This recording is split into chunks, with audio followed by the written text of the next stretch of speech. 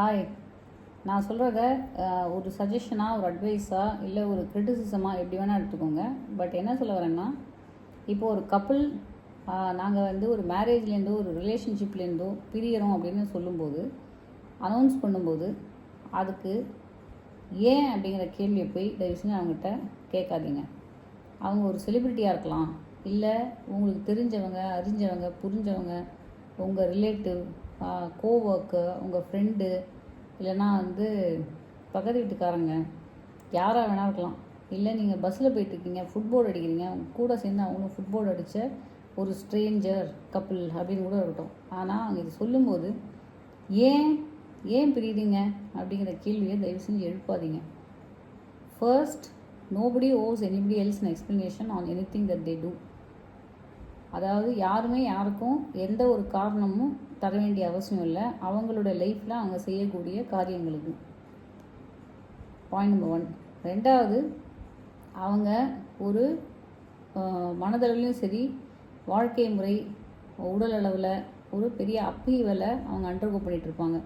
பெரிய மாற்றம் அவங்க ஸ்டேட்டஸ் கோவில் ஏற்பட்டுருக்கும். அப்படி இருக்கும்போது அவங்கக்கிட்ட போய் அந்த நேரத்தில் ஏன் ஏன் ஏன் அப்படிங்கிற அந்த க்யூரியாசிட்டி அது வேண்டாம், அது தேவையற்றது. அவங்க மனவேதனையில் இருக்கலாம், இல்லை இந்த மாதிரி ஒரு வாழ்க்கையிலேருந்து நம்ம விடுபடுறோம் அப்படிங்கிற ஒரு ரிலீஃபில் இருக்கலாம், வேறு ஒரு பாதையை நம்ம ஃபைனலாக நோக்கி போக போகிறோம் அப்படிங்கிற ஒரு சிறிய சந்தோஷத்தில் இருக்கலாம். இது கலந்த எல்லா எமோஷன்ஸும் இருக்கும்.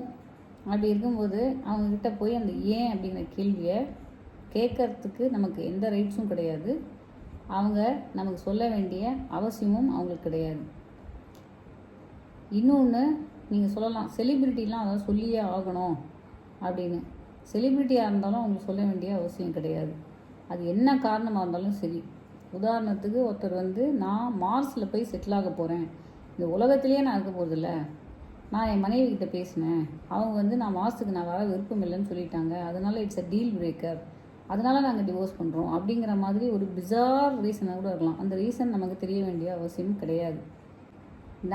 அவங்க இந்த மாதிரி ஒரு ஸ்டேட்மெண்ட்டை சொல்லும்போது, ஓஹோ அப்படியா, சாரி டு ஹியர் திஸ் அப்படின்னு நம்ம சொல்லலாம். அந்த சாரியும் என்னென்னா, அவங்களோட புது வாழ்க்கையை அவங்க நோக்கி போகிறதுக்கான அந்த விஷயம் இல்லை. ஏற்கனவே அவங்க வாழ்ந்த வாழ்க்கையை அவங்க லூஸ் பண்ணுறாங்க, அது ஒரு லாஸ் தான் அப்படின்னு நம்ம அதை அக்னாலேஜ் பண்ணி sorry to hear of this அப்படின்னு நம்ம சொல்லலாம். அண்ட் அவங்களுக்கு நிபந்தனையற்ற நம்மளுடைய சப்போர்ட்டை, அன்கண்டிஷ்னல் சப்போர்ட்டை நம்ம ஆஃபர் பண்ணலாம். எந்த ஒரு வகையில் அவங்களுக்கு ஹெல்ப் பண்ணுறதுக்கு ட்ரை பண்ணலாம். சின்ன சின்ன ஹெல்ப்பாக கூட அது இருக்கலாம்.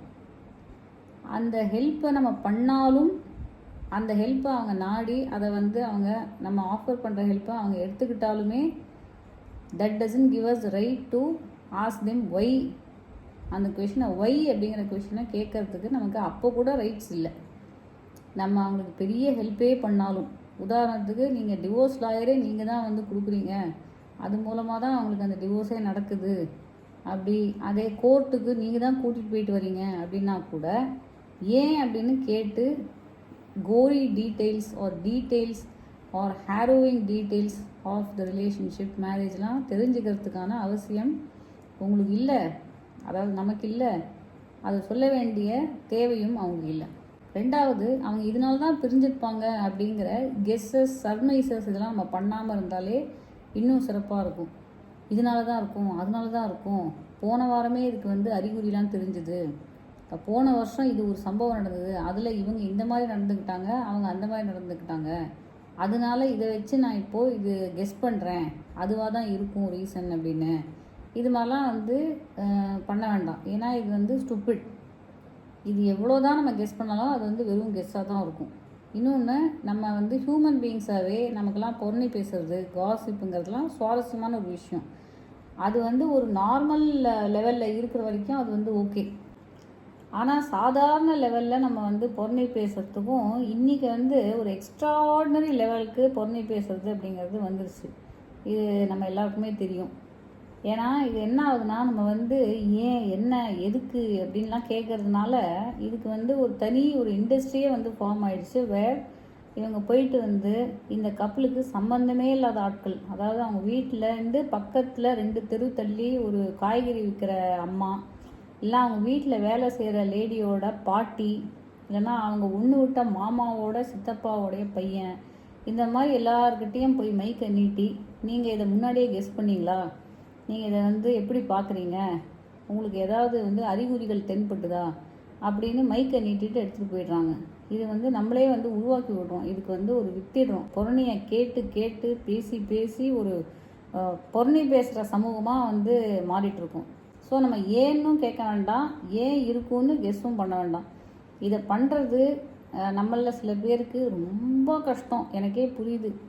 ஏன்னா அந்த ஆஹா ஒரு விஷயம் கிடச்சிதுரா, இதை வச்சு நான் இன்றைக்கி என்ன பண்ண போகிறேன் பாரு, இன்றைக்கி போய் யூடியூப்பில் உட்காந்து எல்லாத்தையும் நான் பார்த்துட போகிறேன் அப்படிங்கிற அந்த ஒரு சுவாரஸ்யம் எல்லார் மனசுக்குள்ளேயும் இருக்குது.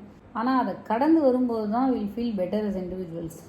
அதை பண்ணி பாருங்களேன். அது எப்படின்னா வந்து இந்த சுகர் ஃப்ரீயாக வந்து ஒரு 1 month இருந்தால் டாக்ஸிசிட்டிலாம் இல்லாமல் உடம்புல இருக்கிற டாக்ஸின்லாம் போயிட்டு நம்ம ஒரு மாதிரி மென்டலி வந்து ஃபிசிக்கலி வந்து ஃப்ரீயாகும். பார்த்தீங்களா, அந்தளவுக்கு வந்து ஒரு மென்டல் ஃப்ரீடமை வந்து கொடுக்குது இந்த காசிப்புக்குள்ளே போகாமல் இருக்கிறது. ரைட். 3வது விஷயம், சரி இது வரைக்கும் 2 விஷயத்த கேட்டவங்களுக்கு போர் அடிக்குதுன்னா தயவு செஞ்சு இந்த வீடியோவை ஆஃப் பண்ணிட்டு வேறு எதையாவது பாருங்கள். ஏன்னா இது வந்து பார்க்கணுங்கிற கட்டாயம்லாம் கிடையாது. போர் அடிச்சதுன்னா கட் பண்ணிவிட்டு வேறு எதையாவது ஒன்று பாருங்கள். ஆனால் நான் 3வது விஷயம் என்ன சொல்ல வரேன்னா, இது வந்து நான் சொன்னது இந்த ஏன் அப்படிங்கிறது கேட்காம இருக்கிறது, அண்ட் வந்து இதை பற்றின கெஸ்ஸஸ், சர்மைசஸ், இல்லைனா வந்து டவுட்ஸு, இதெல்லாம் வந்து நான் வச்சுக்க மாட்டேன், என்டர்டெயின் பண்ண மாட்டேன் என் மனசுக்குள்ளே அப்படிங்கிறது not just for somebody's divorce or marriage or whatever it is, but எல்லா விஷயத்துலேயும். உதாரணத்துக்கு அவங்க வந்து ஒரு ஏதோ ஒரு ப்ராஜெக்டில் இருக்காங்க, அந்த ப்ராஜெக்ட்லேருந்து ஒருத்தங்க விலகுறாங்க, இல்லை ஒரு உங்களோட ஃப்ரெண்ட் யாராவது வந்து நான் இந்த ஜாப்லேருந்து நான் வந்து விட்டுட்டேன், நான் இனிமேல் வெளில வந்துட போகிறேன் அப்படின்னு சொல்கிறாங்க. இல்லைனா வந்து ஒருத்தங்க நான் எங்கள் அப்பாவோட எனக்கு சண்டே ஆயிடுச்சு, நான் ஹாஸ்டலில் தங்குறதுக்கு போகிறேன் அப்படின்னு சொல்கிறாங்க. எதுவாக இருந்தாலும் நான் சொல்கிறது வந்து not just for marriage or for divorce or whatever, I'm talking about anything.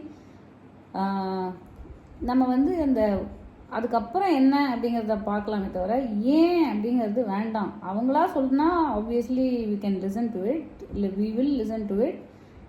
But அது இல்லாத பட்சத்தில் நம்ம வந்து ஏன் இவங்க வேலையை விட்டான், ஏன் இவங்க வீட்டிலேருந்து வெளில வந்தாங்க, ஏன் இவங்க வந்து டெய்லி காலையில் 5 மணிக்கு எழுந்து ஓடுறாங்க, இது எதுக்கு, இது தேவையே இல்லை, அடுத்தவன் என்ன பண்ணால் என்ன, யார் என்ன பண்ணாதான் யாருக்கு என்ன.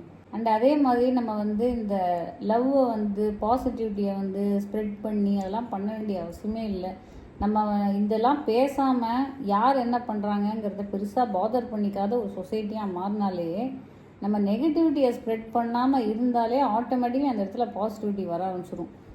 இந்த ஒரு கூடை சன்லைட், ஒரு கூடை மூன் லைட் அப்படின்னு நம்ம வந்து வழியே கொண்டு போய் அந்த கூடையாக யாருக்கும் கொடுக்க வேண்டிய அவசியம் கிடையாது. அதெல்லாம் கொடுக்குற கெப்பாசிட்டியும் நம்மக்கிட்டலாம் கிடையாது. அதனால் நம்ம இருக்கிற நாட்களை நம்ம லைஃப்பில் நம்ம என்ன பண்ணுறோம், நாளைக்கு காலையில் நம்ம வந்து எப்படி வேலைக்கு போக போகிறோம், அங்கே என்ன பிரச்சனைகளை எதிர்கொள்ள போகிறோம் அப்படிங்கிறத பார்த்துட்டு யார் என்ன பண்ணால் என்ன, அவங்க பர்சனல் லைஃப்பில் அவங்க ஏதோ பண்ணிட்டு போகிறாங்க அப்படின்னு நம்ம ஃப்ரீயாக விட்டுட்டு மென்டலி நம்ம ஃப்ரீயாகிடுவோம்.